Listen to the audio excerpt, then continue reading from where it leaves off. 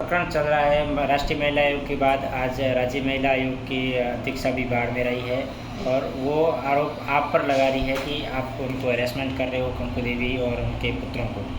सभी साथियों को मेरा नमस्कार। सबसे पहले तो मैं आपको यह बताना चाहूँगी कि राज्य महिला आयोग की अध्यक्ष या जो भी सदस्य हैं वो हमारे बीच यहाँ बाड़मेर आए हैं। उनको मैं कहना चाहूँगी कि आप खुद एक महिला हैं, आप यहाँ किस हिसाब से आप इतना कांग्रेस प्रवक्ता की तरह आप एक भाषण के रूप में जो आप साक्षात्कार सभी को दे रही हैं, मैं उस बारे में आपसे मैडम यही पूछना चाहती हूँ कि आप पहले निष्पक्ष जांच तो कीजिए। अभी तक आपकी कंकु देवी से कोई बातचीत नहीं हुई है, न ही उनकी सुपुत्र से किसी से बात हुई है।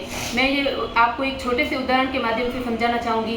जैसे अब अपने बच्चों को स्कूल भेजते हैं ना, तो अपने वो बच्चे पढ़े लिखे होते हैं, उनको बहुत सारी एक्टिविटीज़ आती हैं, लेकिन जब वो स्कूल के अंदर स्कूल वालों के अधीन होते हैं तब वो वही कार्यक्रम करते हैं जैसा उनको टीचर्स निर्देशित करते हैं। तो मेरा यही कहना है, प्रशासन और श्रीमान हरीश चौधरी जी विधायक साहब वो सभी बीजेपी वाले सदस्यों से मिले हुए हैं और वो उन्हीं दिशा में काम कर रहे हैं, और वो जबकि वो पाँचों के पाँचों अनपढ़ है। तो आप समझ सकते हो कि वो किस तरह से बयान दे रहे हैं। उनके ऊपर बहुत प्रेशर है, उनके घर वालों के ऊपर भी प्रेशर है। नहीं, प्रेशर की बात है, वो जांच का विषय आपने कहा। रियाना जी तो यहाँ तक कहा है कि जो नेता हैं जो कर रहे हैं, बड़े नेता हैं, उन पर ऐसे आरोप लगाना निराधार है।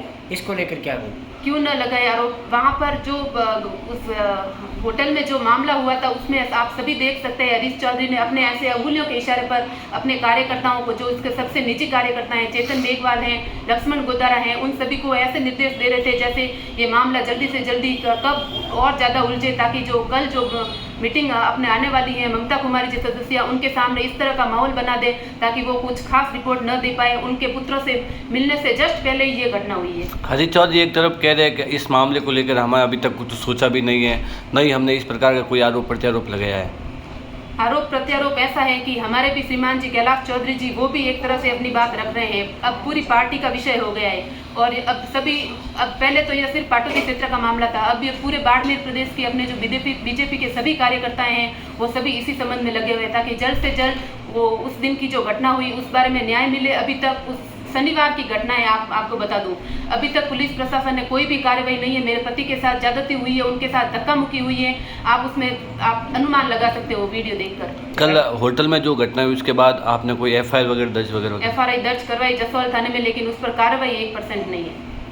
एक और बात यह है कि जिस तरीके से पूरा प्रकरण चल रहा है, जो बीजेपी के जो 500 सदस्य हैं आपके जो पार्टी के, वो लगातार वीडियो वायरल करके कह रहे हैं कि हम अपनी मर्जी से बैठे, हमारे ऊपर कोई दबाव नहीं है, हम तो जिस दिन वोटिंग होगी उस दिन आएंगे। मैं उन सभी से और पुलिस प्रशासन सभी से यही कहना चाहती हूँ कि लोकतंत्र में उनको अधिकार है कि वो स्वतंत्र रूप से अपना मत दे। जैसे उन्होंने 2.5 साल पहले मुझे मत देकर उन्होंने जिताया, उन्होंने ही मुझे बीजेपी के अपने परिवार में शामिल किया। अब जब वही मंडल सदस्य सब कह रहे हैं तो आप स्वतंत्र हो जाइए। यहाँ पाटोदी क्षेत्र में आपका कहीं भी कोई हमें दिख नहीं रहा है, तो मेरा तो यही मानना है कि वो स्वतंत्र रूप से मत दे, चाहे वो किसी को भी दे। एक और जो पत्रकार साथी हैं हमारे, उनसे भी उनकी कंकु देवी की वीडियो कॉल के माध्यम से बात हुई है, तो वो भी कह रही है कि हम किसी के दबाव में नहीं है, किसी के जिस तरीके के आरोप लगाए जा रहे हैं, हमारे बच्चों को परेशान किया जा रहा है।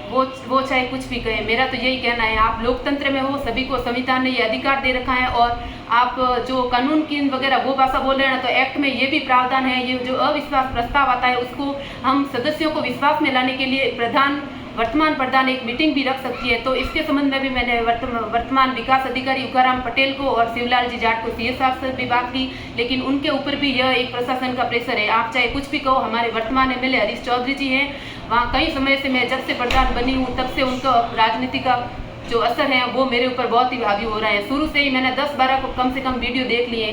किसी कोई कार्यकाल में आते ही कुछ अपना काम शुरू करने से पहले उसका तबादला हो जाता है, विकास कार्य बिल्कुल नहीं है।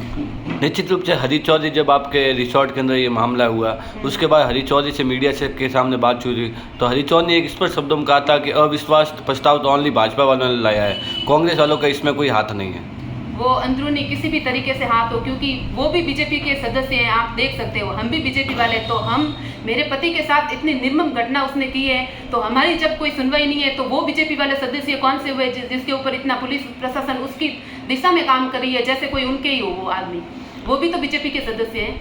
आपने जसवाल पुलिस थाने में एफआईआर भी दर्ज करवाई है। इस मामले को लेकर अभी तक आपने बाड़मेर पुलिस अधीक्षक से एफआईआर दर्ज के बाद आपने मामला दर्ज करवाने की बात कही थी, अभी तक इसको लेकर कोई कार्रवाई हुई? कार्रवाई बिल्कुल नहीं है सर। मैं कह रही हूँ पूरी पुलिस वाला, पूरे राजस्थान का पुलिस वाले सभी इसी दिशा में लगे हुए हैं कि इस प्रकरण को ज़्यादा से ज़्यादा गंभीर बनाए और बिना फालतू सुलझाने का कार्य कर रहे हैं पूरा पुलिस प्रशासन। मैडम सच्चाई ये भी है कि जो कांग्रेस का प्रशिक्षण चल रहा था वहाँ पर जाकर ऐसा आरोप है कि वहाँ पर आप और जोगिंदर जी वहाँ गए और उन कार्यकर्ताओं के बीच में इस तरीके का बवाल मचाने का कोशिश की। वो एक होटल है ना, बहुत बड़ा होटल है, जैसा कि आप इसी क्षेत्र से हो, आप भी ये जानते हो। तो वहाँ उनका कैंपस अलग था, हमने जो रूम ले रखा था वो एक अलग चीज़ है। और प्रशिक्षण का भी समय होता है, वो रात को 10 बजे की घटना है। एक तरफ कांग्रेस के कई कार्यकर्ताओं का आरोप है कि जोगेंद्र प्रधान वहां पर आकर शराब के नशे में आकर उस्तंड वगैरह किया है। जी नहीं, वो कोई शराब के नशे में नहीं थे, वो अपने होशो हवास में थे। इतने सारी गाड़ियाँ वगैरह आई थी और वो अपने महिला आयोग की जो सदस्य है ना, वो ऐसे कह रही थी कि प्रधान के पति, प्रधान के पति, प्रधान के पति। आप क्या, किस दिशा में, आपको क्या पता है? वो 15 सालों से जनप्रतिनिधि है, वो अपने क्षेत्र के सेवा में जुड़े हैं, क्या प्रधानपति? अब ना, जिसके पति के ऊपर इस तरह के हमले होते हैं वो एक महिला बता सकती है, उसकी खुद की पत्नी बता सकती है कि उसकी बौखलाहट किस चीज़ की है। हमारे ऊपर अपने जान का ही खतरा है तो अपनी बौखलाहट नहीं होगी क्या? आगे आप सरकार से क्या मांग करते हैं? सरकार से मैं यही कहना चाहती हूँ कि वो लोकतंत्र में ये सबको अधिकार है, वो स्वतंत्र रूप से मत दे और जिनको देना चाहे वो मत दे, लेकिन इस पर कार्रवाई होना बहुत ज़रूरी है। मेरे पति को, उनको जान को खतरा है, उनके साथ बहुत ही निंदनीय घटना हुई है, ये इसलिए हम रुकेंगे नहीं। अंत में मैं यही कहना चाहती हूँ पूरे राजस्थान के पुलिस प्रशासन से कि ये जो घटना हुई है मेरे पति के साथ, या कोई भी आम आदमी हो, ये सभी को बहुत ही निंदनीय घटना है। इसके ऊपर जल्द से जल्द कार्रवाई होनी चाहिए। ये कोई राजनीति का विषय नहीं है, यह अन्याय है बिल्कुल। आप जो सरासर देख रहे हो वीडियो के माध्यम से, आप चाहे किसी भी प्रकार से देखो, राजस्थान में पुलिस मतलब एक तरह से इतना मतलब घिनौना काम कर रही है जो एक बहुत ही आम आदमी के लिए अगर सोचे तो बहुत असंवेदनशील घटना है।